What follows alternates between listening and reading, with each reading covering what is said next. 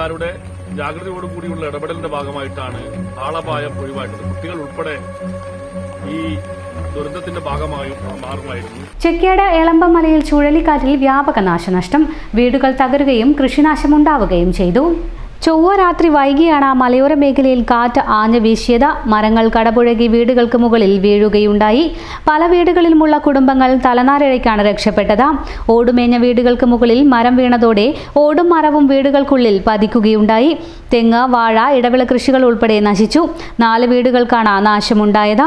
ഇന്നലെ 9:15 കൂടി ശക്തമായ കാറ്റ് വന്ന് എല്ലാ വീടുകളും തകർന്ന്. കുറേ നാളെ തറവാട് വീട് പോയി, ഈ വീട് പോയി, പിന്നെ മേലെ ഒരു വീട് പോയിട്ടുണ്ട്.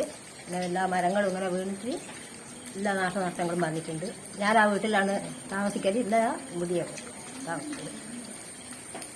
എളമ്പേൽ VP ബാബുവിന്റെ വീടിന്റെ മേൽക്കൂര കാറ്റിൽ പറന്നുപോയി. കല്ലുകൾ വീടിന്റെ നടുത്തളത്തിൽ വീണു. കുട്ടികൾ ഉൾപ്പെടെ നേരത്തെ ഭക്ഷണം കഴിച്ച് കിടന്നതിനാൽ അപകടം ഒഴിവായി. എളമ്പേൽ ദാമോദരന്റെ വീട്ടിലും മരങ്ങൾ പൊരിഞ്ഞു വീണു.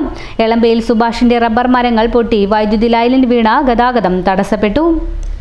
ഇന്നലെ രാത്രി 9 മണിക്ക് ശേഷമാണ് ഈ എളമ്പ പ്രദേശത്ത് അതിശക്തമായിട്ടുള്ള ചുഴലിക്കാറ്റ് ആഞ്ഞു വീശിയിട്ടുള്ളത്.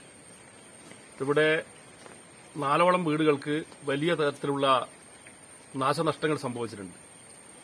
നിരവധിയായിട്ടുള്ള കൃഷിക്കാരുടെ കൃഷിക്ക് നഷ്ടം സംഭവിച്ചിട്ടുണ്ട്.